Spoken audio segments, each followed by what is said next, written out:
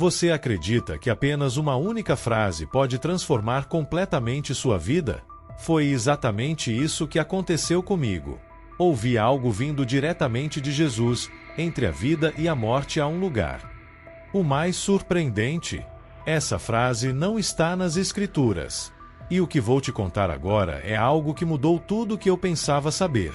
Meu nome é Matthias Keller, tenho 53 anos, nascido em Zurique, na Suíça.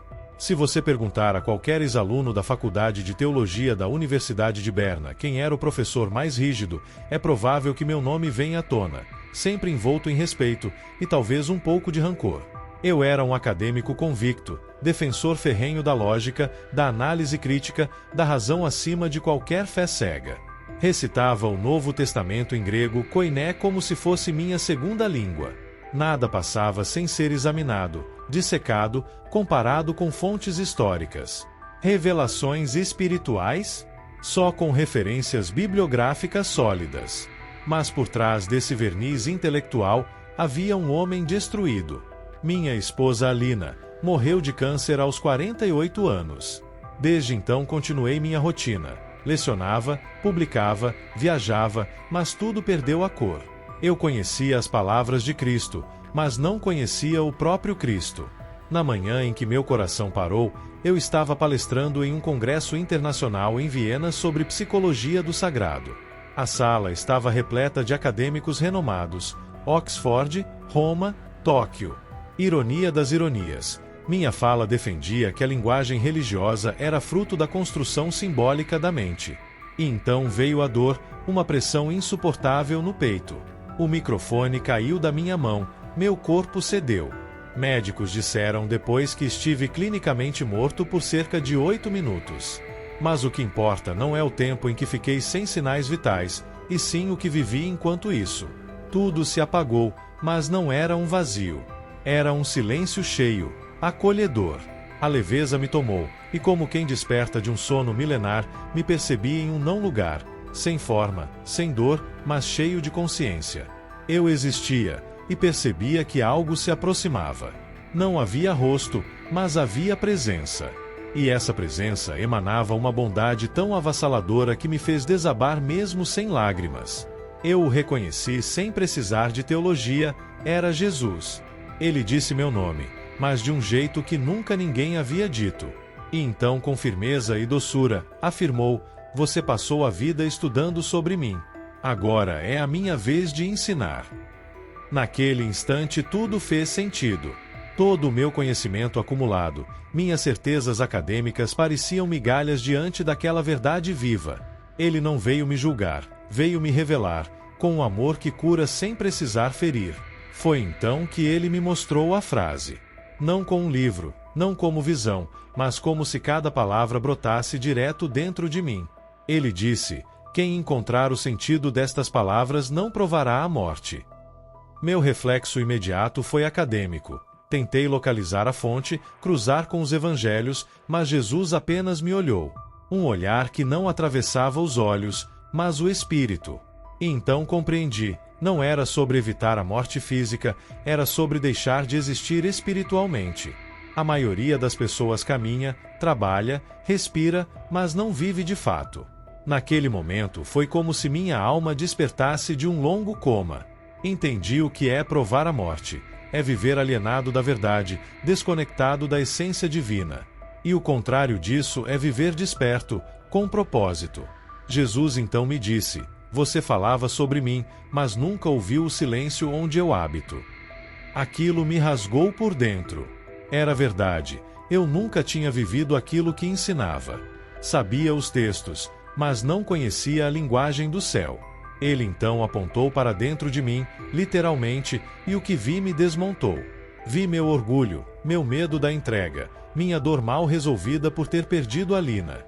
Vi todas as vezes que questionei Deus por me sentir abandonado, sem perceber que Ele sempre esteve ali, esperando que eu me calasse para finalmente escutá-lo. Jesus me mostrou que a verdade não se entende com a mente, mas com o espírito. Suas palavras não são enigmas a serem resolvidos, mas convites a serem vividos. Ele me disse: "Essa frase, Matthias, não está na sua Bíblia, mas está no Evangelho de Tomé. Agora você está pronto para compreendê-la. Eu não sabia se chorava, se pedia perdão, se agradecia. Mas algo dentro de mim se libertou, um peso imenso saiu da minha alma. E então ele disse: isso foi só o começo.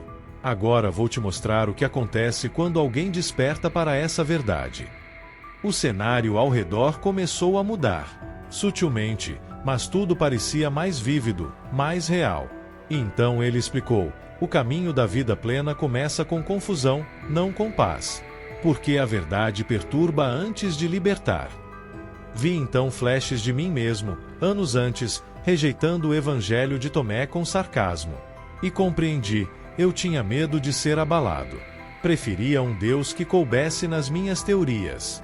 Jesus disse: muitos evitam a perturbação porque querem manter o controle. Mas eu não prometi controle, eu ofereci verdade. Isso me atingiu em cheio. Eu queria previsibilidade, mas a fé verdadeira nasce no território do imprevisível. Ele então disse: a dor da alma é o início do seu despertar. Essas lágrimas que tantos derramam não são fraqueza. São o começo da honestidade. E logo em seguida, completou: depois da perturbação, vem a maravilha. Vi as mesmas pessoas antes angustiadas agora sorrindo, com olhos iluminados. Não porque entenderam tudo, mas porque encontraram aquele que dá sentido a tudo. Jesus disse: quem permite ser quebrado por mim, será reconstruído por mim. E essa reconstrução é maravilhosa. É quando o coração aprende a ver. E então ele concluiu: ao se maravilhar, você passa a reinar. Não sobre os outros, mas sobre si mesmo, sobre o medo, o pecado e tudo aquilo que te dominava. Caí de joelhos, não havia mais palavras. Aquilo, perturbação, maravilha, reinado, era o resumo de toda uma jornada espiritual. Ele se abaixou, colocou a mão sobre meu ombro e falou: agora você está pronto para descobrir onde está o meu reino. Quando levantei, percebi que tudo tinha mudado. Estávamos em uma imensa planície viva. Pessoas caminhavam, algumas choravam, outras sorriam, mas não me viam. Jesus apontou para o céu e disse: se te disserem que o reino está lá, as aves chegarão primeiro. Apontou para o mar e disse: se disserem que está no fundo, os peixes te vencerão. Então olhou para mim e concluiu: o reino de Deus está dentro de ti e fora de ti. Fiquei em silêncio. Tudo o que eu acreditava sobre um reino distante, futuro, separado desta vida, se desfez. O reino não é para depois, ele é agora. Jesus estava me mostrando algo que eu nunca tinha realmente compreendido. O reino de Deus não é uma promessa distante, nem um lugar geográfico. Ele já está aqui, sempre esteve. O problema nunca foi a ausência de Deus, mas a minha incapacidade de perceber a sua presença. Matias, ele disse, o reino não é um território visível. É uma realidade espiritual que se manifesta quando o coração se abre. Naquele instante ele me fez reviver momentos da minha própria história. Cenas simples, quase invisíveis, ganharam novo significado. Eu segurando a mão da minha esposa na UTI. Um aluno em prantos questionando sua fé, e eu apenas o ouvindo. Um abraço silencioso dado sem explicações. E então ele falou: você achava que esses momentos eram pequenos, mas ali eu estava. Fiquei sem palavras. Tudo começou a fazer sentido. O reino se revela quando o amor governa, quando o ego se cala, quando a verdade vence o medo. Não é algo futuro, é algo que acontece em mim quando eu me permito estar nele. Jesus caminhou alguns passos, e como quem me convida a segui-lo, acrescentou: muitos esperam que o reino chegue como um grande evento. Mas ele é como uma semente, nasce dentro, transforma por dentro, muda o homem antes de mudar o mundo. Na minha mente ecoou o versículo de Lucas: o reino de Deus está dentro de vós. Mas ali naquele momento, aquilo não era só um texto, era realidade. Jesus não falava de um lugar, mas de uma condição de existência, um coração rendido, moldado, desperto para Deus. Você me procurou nos livros, nos conceitos, nas fórmulas. Mas eu estava nos gestos simples de fé, nas obediências escondidas, nos momentos em que você silenciava a razão e escutava a consciência. Ele continuou: Meu coração ardia, a verdade me atravessava. O reino nunca foi inalcançável, ele foi ignorado. Então Jesus olhou para mim com firmeza e disse: agora que você sabe onde está o meu reino, está pronto para descobrir o maior tesouro que sempre esteve escondido aí dentro. Imediatamente o ambiente ao nosso redor mudou. Estávamos diante de um campo imenso, silencioso, coberto por uma terra fofa, com árvores dispersas. Um lugar de quietude profunda. Jesus apontou para o chão e falou: o reino se parece com um homem que herdou um campo sem saber que ali havia um tesouro enterrado. Ele viveu ali a vida inteira, pisando sobre algo precioso, mas nunca descobriu. A cena tomava forma diante de mim. Eu via esse homem, simples, trabalhando aquele solo todos os dias, sem jamais imaginar o valor que havia sob seus pés. Ele morreu sem descobrir. Depois seu filho herdou o mesmo campo, também não viu valor e acabou vendendo. Para ele, era só terra comum. E então apareceu outro homem, um estranho, que comprou o campo por pouco, mas que ao cavar, encontrou o tesouro escondido. Esse homem sou eu? Perguntei com os olhos. Jesus assentiu com o olhar e respondeu: é você, e são milhões. Muitos vivem como se fossem apenas terra comum, carregando dentro de si a imagem viva de Deus, mas sem nunca escavar. As palavras dele não vinham como condenação, mas como luz. Era como se ele iluminasse partes esquecidas de mim, dons que adormeceram, fé negligenciada, palavras que nunca saíram da boca, gestos de amor não realizados. Você conheceu doutrinas, ele disse, mas nunca explorou sua alma. Preocupou-se em explicar tudo, mas se esqueceu de buscar. Senti vergonha, mas também esperança. Porque Jesus não estava dizendo que era tarde demais. Pelo contrário, ele estava me dizendo que ainda havia tempo para descobrir o que sempre esteve ali. Abaixando-se, ele pegou um punhado de terra, deixou escorrer pelos dedos e disse: aqui dentro ainda há fé não vivida, compaixão guardada por medo, sabedoria que só floresce quando você se rende. Esse é o meu tesouro em você. Respirei fundo. Pela primeira vez desejei cavar, não para entender, mas para encontrar. Não para ensinar, mas para viver. Jesus se levantou e disse: mas para descobrir esse valor, você precisa se conhecer. Quem não se conhece, vive vendendo barato aquilo que tem valor eterno. Ele havia me mostrado o campo e o tesouro. Aquilo já tinha virado meu mundo de cabeça para baixo. Mas ele não havia terminado. Sentou-se sobre uma rocha, me olhou com ternura e disse: Matias, o maior engano da humanidade não é sobre quem eu sou, mas sobre quem vocês são. Fiquei em silêncio. Então ele falou algo que entrou fundo na minha alma. Quando vocês se conhecerem de verdade, serão conhecidos, e entenderão que são filhos do Pai vivo. Na hora me lembrei de quantas vezes me escondi atrás do papel de professor, da postura do cético, do discurso elaborado. Nunca parei de verdade para perguntar: quem sou eu diante de Deus? Você estudou a graça, ele disse, mas nunca se viu como alvo dela. Meu rosto esquentou, era verdade. Eu falava sobre identidade em Cristo, mas minha identidade estava ancorada em status, em títulos, em desempenho. Tudo externo, tudo frágil. Então ele me mostrou cenas da minha infância.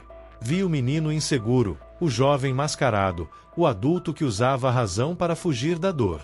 Você tem medo de ser fraco, mas sou forte justamente onde você é fraco. Era como se ele me chamasse a tirar todas as armaduras. Não para me expor, mas para me libertar. Só quando me via como realmente era, eu podia ser visto como realmente fui criado. Quando você se conhece em mim, Jesus disse, você para de fugir de si mesmo. E começa a viver com propósito. Porque só quem sabe quem é entende o que veio fazer.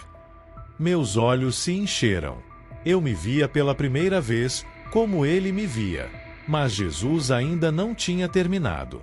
Levantou-se de novo e disse, agora falta você entender onde habita a verdadeira sabedoria. Caminhamos por um trilho de pedras. À frente surgiu uma cena que me desconcertou. Um ancião, de cabelos brancos, ajoelhado diante de um bebê recém-nascido em um cesto. O velho parecia pedir conselhos ao pequeno. Eu olhava confuso, até que Jesus disse: será que um ancião hesitaria em perguntar a um bebê sobre o caminho da vida, se com isso pudesse viver? Ele continuou: essa é uma das verdades mais profundas do reino. A sabedoria que salva não vem da idade nem do acúmulo de conhecimento. Vem da pureza, da entrega, da simplicidade. Por isso os últimos são os primeiros. Fiquei com um nó na garganta. Aquele ancião era um reflexo meu, alguém com anos de estudo, mas que havia se afastado da essência. O bebê representava tudo o que eu havia esquecido: confiança, dependência, leveza. Jesus então finalizou: a sabedoria do céu começa quando você aceita que ainda tem muito a aprender. E muitas vezes, os que menos sabem sobre o mundo, conhecem tudo sobre o reino. Naquele instante me veio à mente o versículo que tantas vezes repeti em sala de aula, mas nunca entendi de verdade: se não vos converterdes e vos tornardes como crianças, de modo algum entrareis no reino dos céus. Não se tratava de ser infantil, mas de ter um espírito ensinável, humilde, aberto. Entendi que quanto mais eu me achava forte, mais fraco eu estava diante de Deus. E quanto mais me esvaziava, mais espaço ele tinha para me preencher. Jesus então olhou em meus olhos com firmeza e doçura: você buscou ser respeitado entre os homens. Jesus me disse algo que, mais do que me confrontar, me libertou: aprenda a ser ensinável diante de Deus. Aquelas palavras não vieram com peso, mas com leveza. Era como se ele estivesse me dando permissão para não saber tudo, para deixar os fardos do orgulho e do controle. E então ele acrescentou algo que me marcou profundamente: no meu reino, grande não é quem sobe, mas quem tem coragem de descer. Os verdadeiros gigantes são os que se tornam pequenos e se permitem recomeçar. Antes que eu respondesse, ele completou: quer ver o que acontece quando aqueles que se deixam ensinar se tornam um só em mim? Um só corpo, uma só família, um só espírito. Ele acabava de me ensinar sobre humildade, sobre a sabedoria que habita na simplicidade.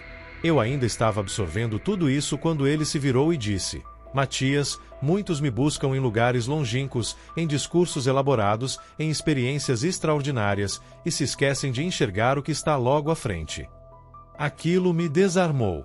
Era exatamente o que eu tinha feito a vida inteira: tentar encontrar Deus nos argumentos, nas doutrinas, nos labirintos intelectuais.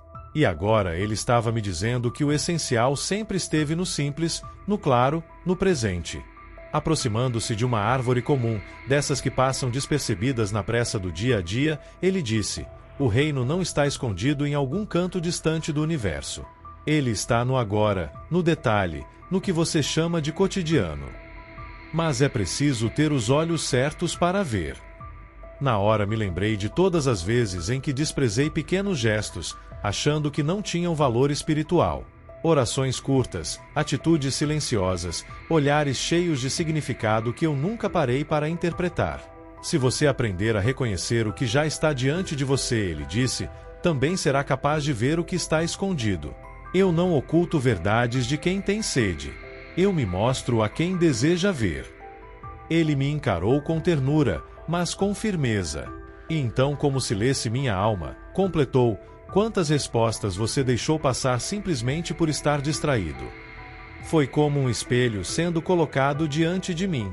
Me lembrei da última vez que minha esposa sorriu no hospital. Na hora achei que era apenas um gesto de despedida, mas agora eu via. Era um recado do céu: amor silencioso, esperança eterna. Jesus continuou: o problema não é que a verdade está oculta. É que os olhos estão ocupados demais. Vocês olham, mas não veem. Ouvem, mas não escutam. Naquele momento ele citou um versículo que eu mesmo já havia ensinado inúmeras vezes, mas nunca vivido com profundidade. Bem-aventurados os olhos que veem e os ouvidos que ouvem. Senti uma mistura de vergonha e gratidão. Pela primeira vez meus olhos espirituais estavam abertos. Então ele me conduziu até uma colina. De lá víamos um campo imenso com muitas ovelhas espalhadas.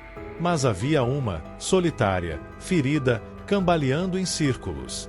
Era a maior do rebanho, mas também a mais abatida. O reino se parece com um pastor que tinha 100 ovelhas, Jesus disse. Uma delas, justamente a maior, se perdeu. Ele deixou as outras 99 e foi atrás dela. A imagem era clara, aquela ovelha era eu. Ele buscou, chamou, esperou. Não descansou até encontrá-la. E quando a encontrou, disse: eu te amo mais do que as 99 que ficaram. Essas palavras me quebraram por dentro.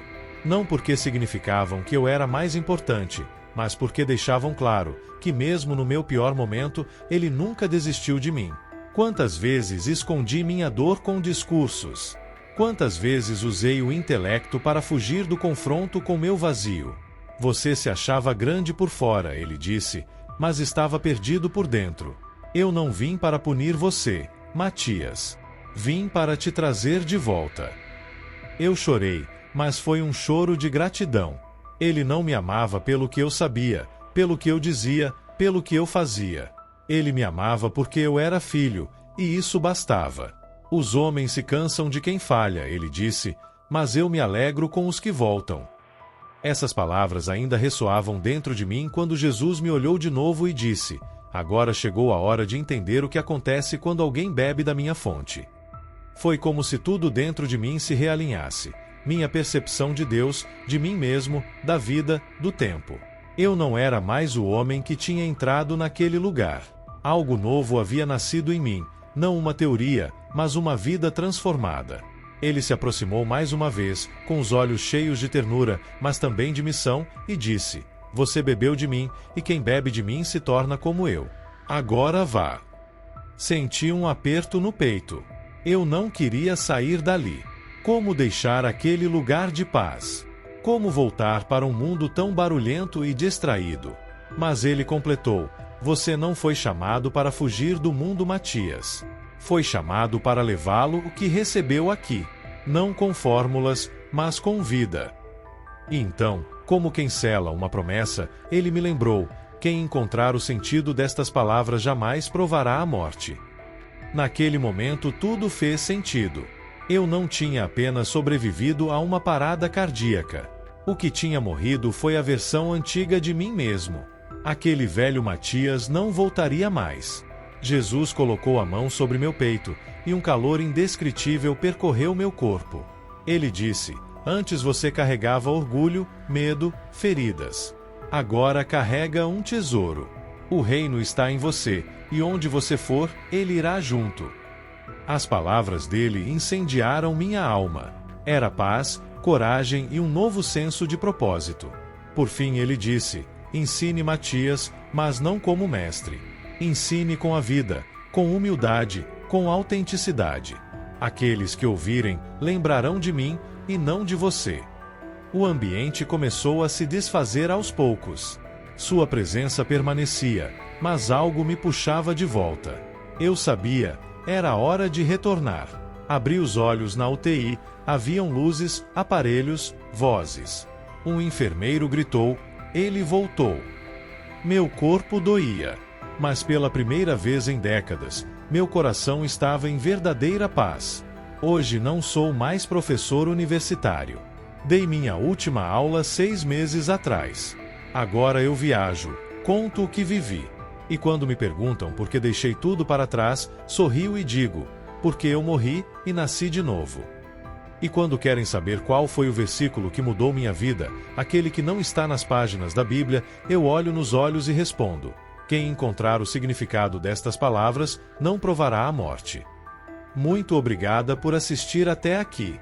Não se esqueça de se inscrever no canal e ativar as notificações para não perder nenhum testemunho. Nos vemos no próximo vídeo.